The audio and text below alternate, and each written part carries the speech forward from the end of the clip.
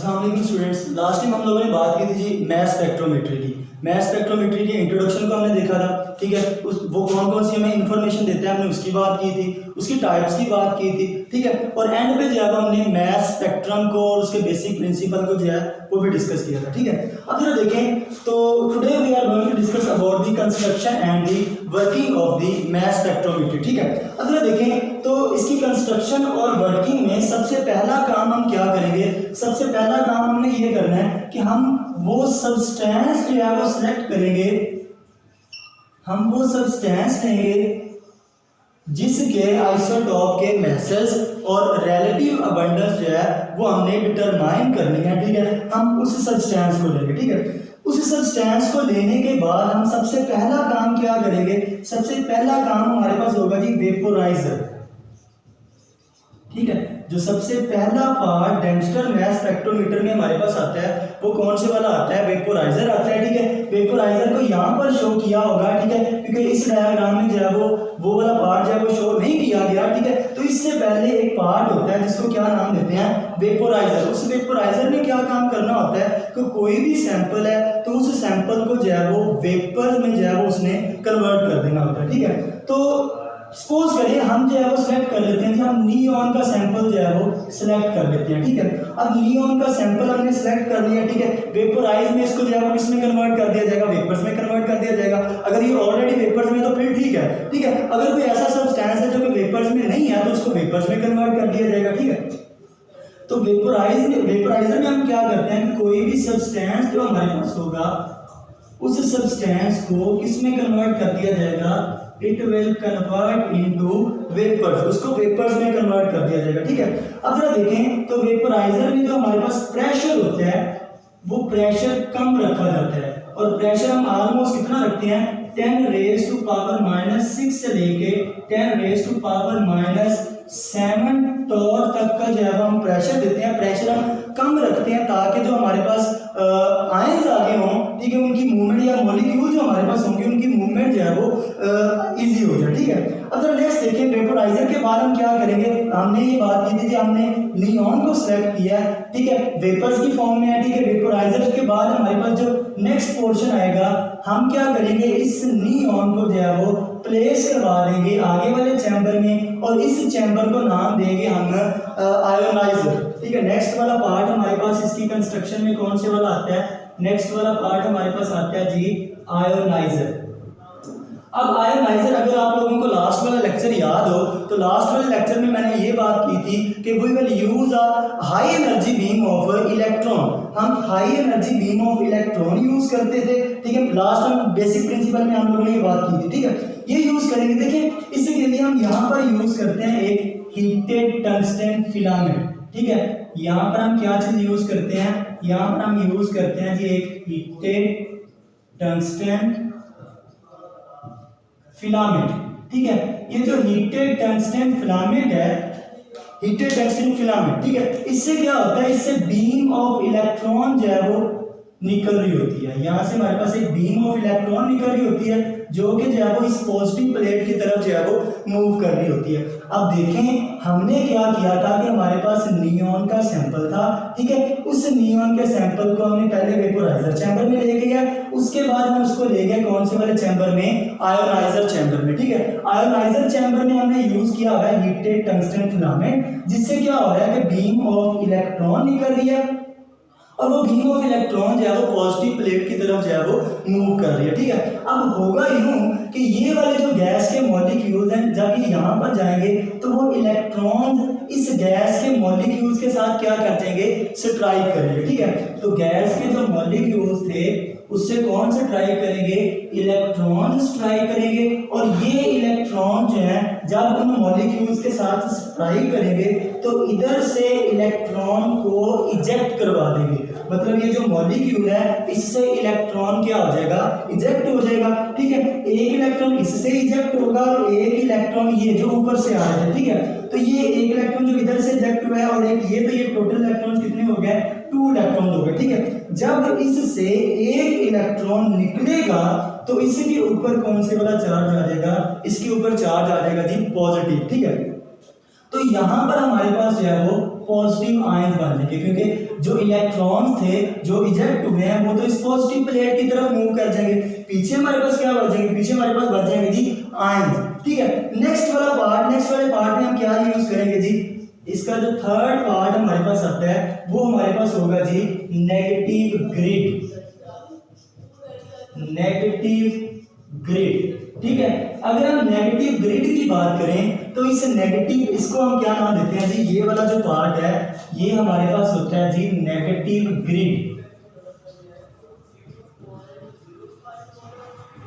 ठीक है, इस नेगेटिव ग्रिड के तीन नेम हमारे पास यहाँ पर है। ये जो परफोरेटेड प्लेट है इसके 3 नेम्स हैं। एक इसको नेगेटिव ग्रिड का नाम भी देते हैं, ठीक है, एक इसको जो है वो हम एक्सेलरेटर का नाम भी देते हैं, ठीक है, और एक हम इसको जो है वो इलेक्ट्रिक फील्ड भी कहते हैं। ठीक है, तो ये तीनों इसी के नेम हैं। ठीक है, इसको नेगेटिव ग्रिड भी कह सकते हैं, एक्सेलरेटर भी कह सकते हैं और इलेक्ट्रिक फील्ड भी कह सकते हैं। ठीक है, ये जो इलेक्ट्रिक फील्ड हम यहाँ पर प्रोवाइड करेंगे, ये इलेक्ट्रिक फील्ड हमारे पास कहाँ से लेके कहाँ तक होगी, ये इलेक्ट्रिक फील्ड को हम ई से रिप्रेजेंट करेंगे जी।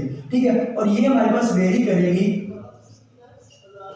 500 से लेके 2000 वोल्ट्स तक। ये वाली जो इलेक्ट्रिक फील्ड है ये वेरी करेगी। ठीक है, इस इलेक्ट्रिक फील्ड ने काम क्या करना है, ये जो पॉजिटिव आयन पीछे से आएंगे, ठीक है, उन पॉजिटिव आयंस को इस इलेक्ट्रिक फील्ड ने आगे एक्सेलरेट करवा देना है। ठीक है, आगे की तरफ क्या करवा देगी, एक्सेलरेट करवा देगी। ठीक है, यहाँ पर हम यूज करेंगे जी मोनोक्रोमेटर। ये वाली जो स्लिट्स हमने लगाई हुई हैं इनको क्या नाम देते हैं जी, इनको हम नेम देते हैं मोनोक्रोमेटर। ठीक है, इनके लिए एक और नेम भी यूज किया जाता है स्लिट्स।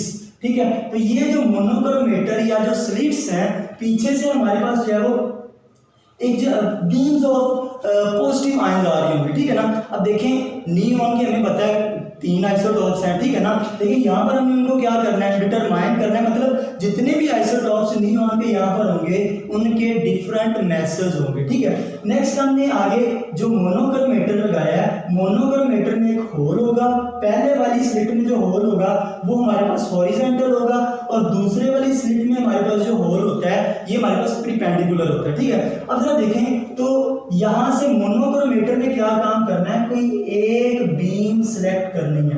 ठीक है, मोनोक्रोमेटर का क्या काम है, जो पीछे से पॉजिटिव आयंस की बीम्स आ रही हैं कोई एक बीम उसने जो है वो सिलेक्ट करनी है और उसको आगे की तरफ जो है वो उसने क्या करवा देना है, पास करवा देना है। ठीक है, नेक्स्ट अगर हम देखें तो नेक्स्ट यहाँ पर हम यूज करते हैं जी एनालाइजर। यहाँ पर हमने क्या चीज यूज किया है, ये हमने यूज किया जी एनालाइजर। मतलब हम यहाँ पर मैग्नेटिक फील्ड प्रोवाइड करेंगे, मतलब हम यहाँ पर जो है वो मैग्नेट का यूज करेंगे और स्ट्रेंथ ऑफ मैग्नेटिक फील्ड को यहाँ पर हम जो है वो एज के साथ जो है वो रिप्रेजेंट करते हैं। ठीक है, अच्छा इस एनालाइजर का क्या काम होता है, अगर हम एनालाइजर की बात करें तो इस एनालाइजर का क्या काम होगा कि ये जो बीम ऑफ पॉजिटिव आयन आ रही है इस बीम को इसने क्या कर देना होता है, इसको बेंड कर देना। ठीक है, बेंड किस हाथ से करना है, हमने ये बात की डिफरेंट आइसोटोप्स थे, उनके मैसेज भी जो थे वो क्या थे, डिफरेंट थे। ठीक है, तो डिफरेंट मैसेज होने की वजह से डेम्स्टर मैस स्पेक्ट्रोमीटर है। ठीक है, तो इसमें जो एनालाइजर है वो मैस टू चार्ज रेशियो की बेस पर यहाँ पर जो आयंस आ रहे होंगे जो डिफरेंट टाइप्स के होंगे उनको क्या कर देगा, डिफरेंट ग्रुप्स में जो है वो कन्वर्ट कर देगा।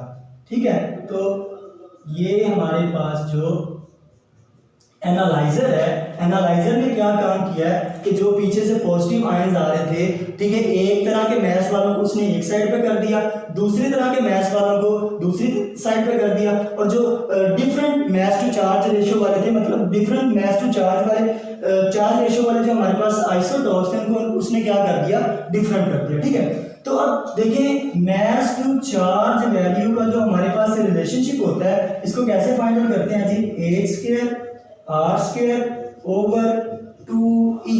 ठीक है, अगर हम यहाँ पर देखें तो h किसको रिप्रेजेंट कर रहा है, h रिप्रेजेंट कर रहा है स्ट्रेंथ ऑफ मैग्नेटिक फील्ड। ठीक है, और r किसको रिप्रेजेंट कर रहा है, r हमारे पास यहाँ पर रिप्रेजेंट कर रहा है जी रेडियस को। r जो है वो हमारे पास है रेडियस को, इस वाले रेडियस को रिप्रेजेंट कर रहा है। ठीक है, और जो हमारे पास E है, E यहाँ पर रिप्रेजेंट कर रही है electric strength of electric field को रिप्रेजेंट कर रही है, ठीक है।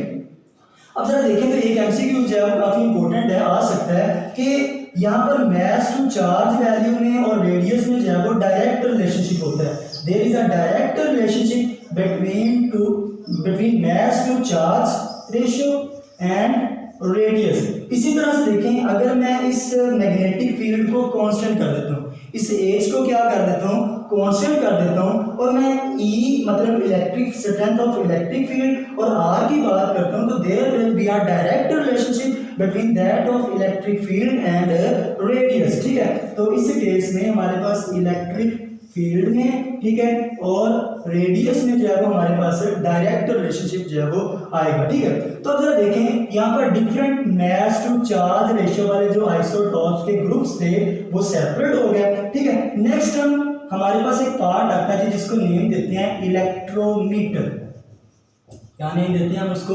इलेक्ट्रोमीटर का नेम देते हैं। इसको जो है वो डिटेक्टर भी बोलते हैं हम, ठीक है। और इसको जो है हम एक और नेम देते हैं जी आयन कलेक्टर, ठीक है। तो इसको आयन कलेक्टर का नेम भी देते हैं। बाज का एमसीक्यू आ जाता होता है कि the other name of electrometer is, आगे डिफरेंट ऑप्शन देगा, तो the other name of electrometer is ion collector, ठीक है।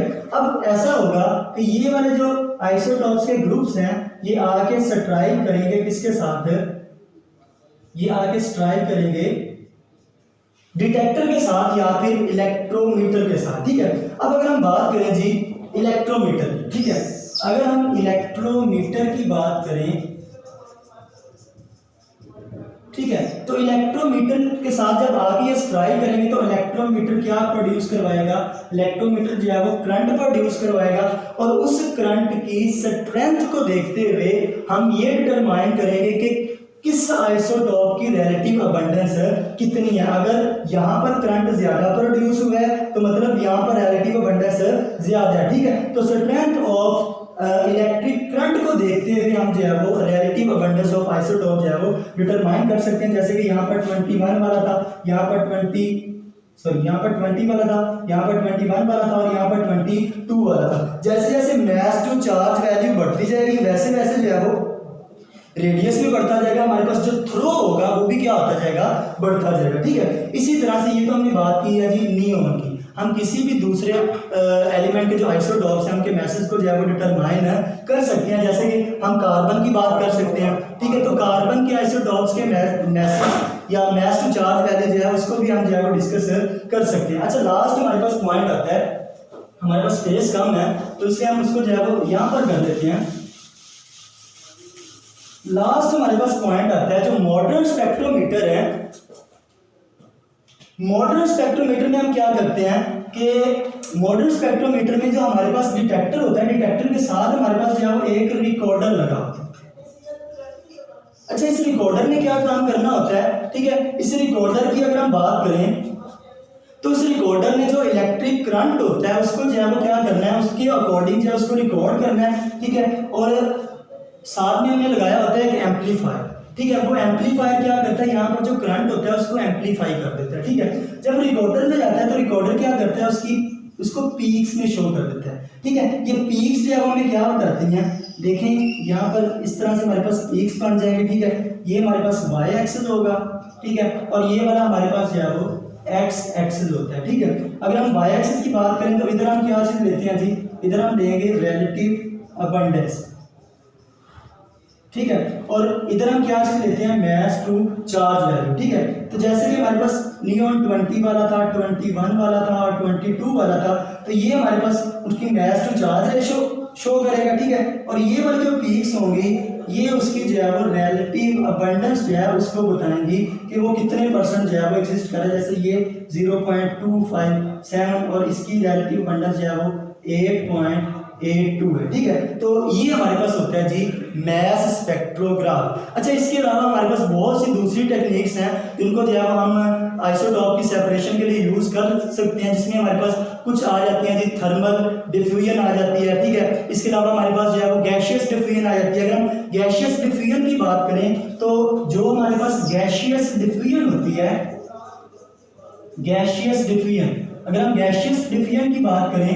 तो गैशियस डिफ्यूजन में हम यूज करते हैं जी एक मेम्ब्रेन यूज़ करते हैं। इसी तरह से हमारे पास जो है वो थर्मल डिफ्यूजन भी हम यूज़ कर सकते हैं, ठीक है। तो थर्मल डिफ्यूजन की अगर हम बात करें तो थर्मल डिफ्यूजन में हम क्या करते हैं जी, इसमें हम हमारे पास एक कोल्ड रीजन होता है और एक हॉट रीजन होता है। कुछ आइसोटॉप जो हैं वो कोल्ड रीजन की तरफ मूव कर जाते हैं, एक तरह के ग्रुप वाले, ठीक है, एक तरह की मास टू चार्ज रेशियो वाले, ठीक है। और जो दूसरे होते हैं वो दूसरी साइड पे जो है वो कोल्ड रीजन की तरफ मूव कर जाते हैं और एक वाले जो है वो हॉट रीजन की तरफ मूव कर जाते हैं। इसी तरह से अल्ट्रा सेंट्रीफ्यूज भी यूज की जा सकती है। अच्छा, अल्ट्रा सेंट्रीफ्यूज जो है वो यूरेनियम 235 और यूरेनियम 238 के आइसोटॉप्स को सेपरेट आउट करने के लिए यूज करते हैं। इसी तरह से लेजर सेपरेशन वगैरह भी हम जो है वो दूसरी टेक्निक्स में यूज कर सकते हैं। अच्छा, ये वाला हमारे पास जो है लेक्चर जो था, ये लेक्चर नंबर 9 है।